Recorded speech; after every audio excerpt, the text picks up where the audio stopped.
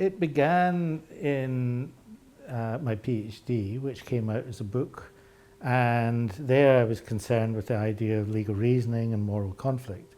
And it developed over the years as my interest developed. So my first job was in Australia, and I got to know more about different effects of the British legal system and the ways in which it interacted with different kinds of societies. So I got more interested in pursuing sort of broader, maybe even social theory, sociological approaches to the way in which law worked. And I suppose that's what's kept my interest along the way. I think it's sad, but it's true that the world is often dominated by the sordid acts of violent men. And so my interest has been to see what law and legal institutions, what role that they play in that. And over time, I just got curious by different aspects of the way in which law operates in practice. I'm cautious of the term interdisciplinary. I think a lot of people say that they're doing interdisciplinary work because other people want them to say that. And I think in that sense, the term is paid lip service to, more than done, really. Why? And partly because to do it really well, to do interdisciplinarity really well, you have to become an expert in at least two other disciplines as well as trying to combine them. And one of the protectionist tariffs on disciplines is that the academy makes it really tough to become an expert in one, never mind two or more. And so in that sense, genuine interdisciplinarity is really hard. I think for me, I haven't done that in that respect. I see my work less as interdisciplinarity and more as well-informed. I'd like to be thought of as someone who's well-informed about a range of things, rather than necessarily ticking the interdisciplinarity box. I think I want to be true to the problem in my way of explaining it. That's what counts for me. When you want to be well-informed about a particular problem, you realize that so many people have written so much about it and all these different things that it's really hard, and it takes a lot of time, you know, to read the literature on one view and then another view and another background and so on. So the main challenge is just getting the time and being able to spend the time to inform oneself. There are other kinds of challenges about technical aspects, but I think, you know, you can address that just by careful reading.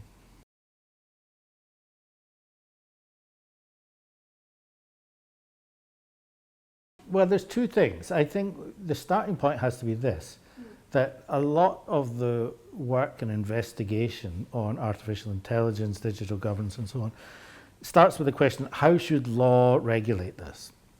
My starting point is law already regulates this. The law is all over digital governance and artificial intelligence, but it's not the kind of regulatory law. That's coming second.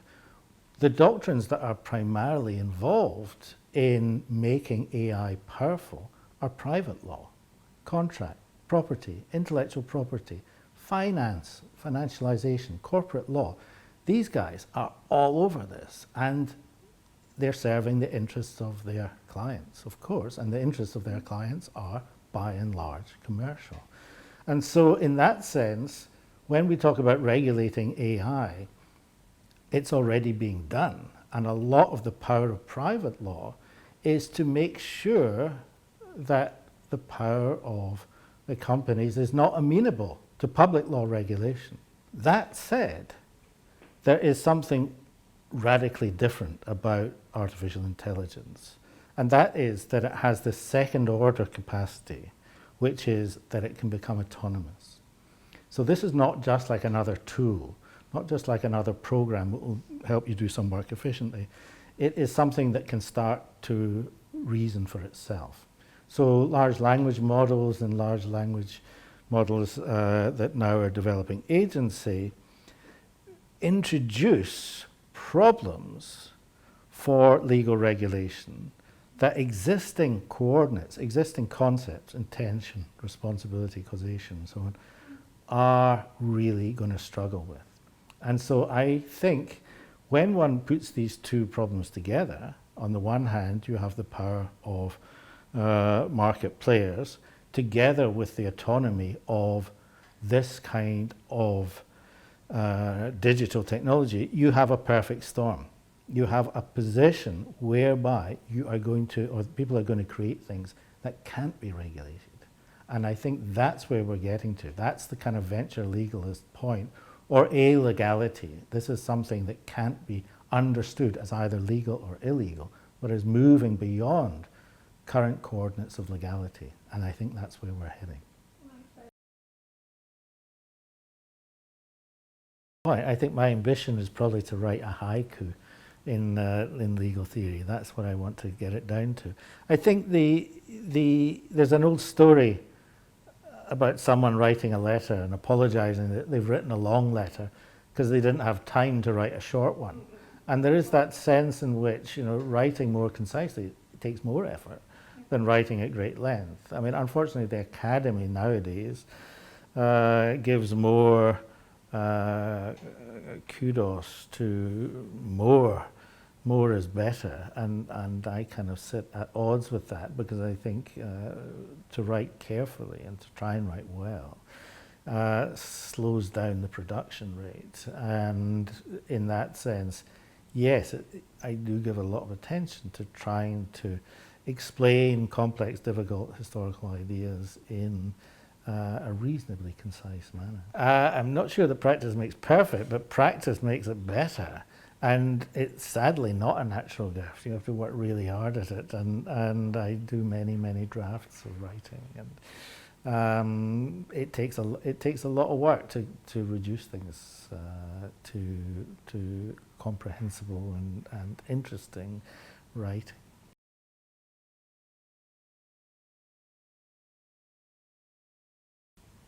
I think a lot of students, law students, find jurisprudence really boring.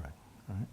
And one of the reasons they find it boring is because they know there's a lot more to law than what their jurisprudence lecturer tells them about Hart and Dworkin and Kelson.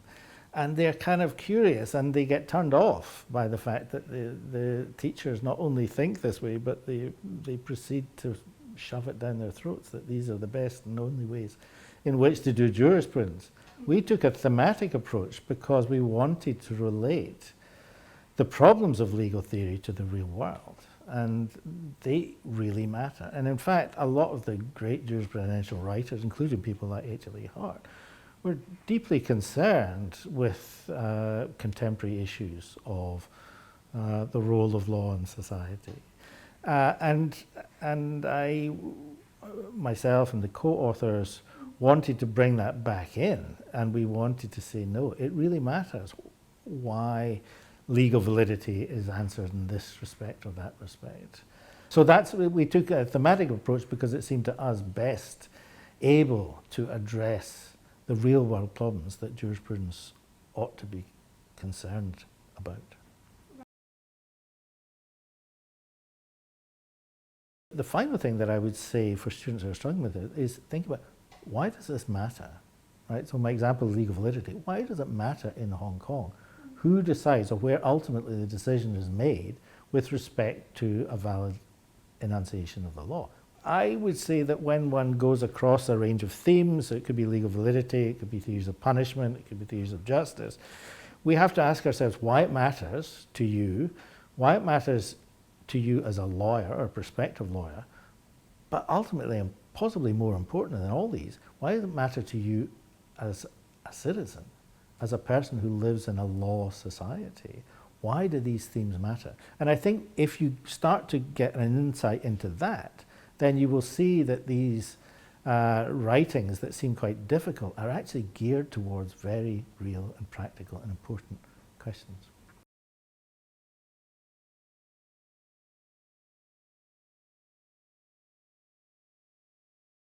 Yes and no. I think, yes, you're right. There's a lot of exegetical work that goes on. I think what often passes for general jurisprudence analyses into the nature of law, the concept of law, to me it misses out so much about what law is actually about in society that it's no wonder it's become peripheral, because it doesn't really tell you much about the kind of rule of law society that we either live in or want to live in. So again, I think consistent with what I was saying earlier, we need to expand our range of vision. And in that sense, to the extent that general jurisprudence is only analysing the concept or nature of law, then I think we need to expand that and deepen and enrichen our analysis. Why do I say no? It's not the case that jurisprudential work is becoming less important or the classics are all done. Think of possibly one of the most influential strands of jurisprudential inquiry in the last 50 years. Yeah, it's not analyses of the rule of recognition or the basic norm or whatever. It's feminist jurisprudence. Feminist scholars have had probably more impact on the nature of legal education, the nature of law and society, and pushing equality, dignity for women, and so on. And so it really does matter. So a lot of that work came out of jurisprudential analyses of the structures of power, the structures of patriarchy, and so on.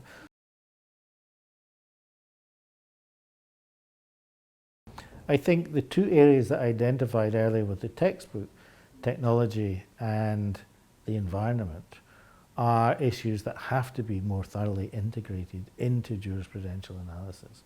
One can't think of sovereignty, let's say, today, without thinking of the important distinction between capacity and lawful sovereignty, because the environment changes everything. It changes the way in which, so particular states may have sovereign control over their jurisdiction, but if a polluter state next door starts polluting, then they've got a problem. So the whole question of the coordinates of the modern jurisprudential landscape are put to question in the context of growing ecological disaster and technological growth.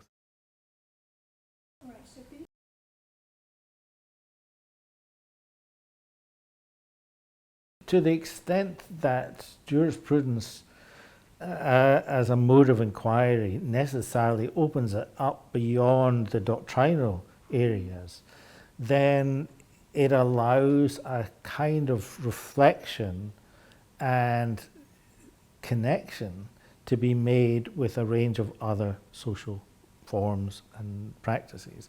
So in that sense, jurisprudence is deeply engaged in real problems about human societies, but it also has, in a way, the privilege of being able to stand back and reflect and see how it connects with other things that are going on. So in that sense, I think jurisprudence is an important way of contributing across a range of areas of inquiry, and it's really important to be open to that.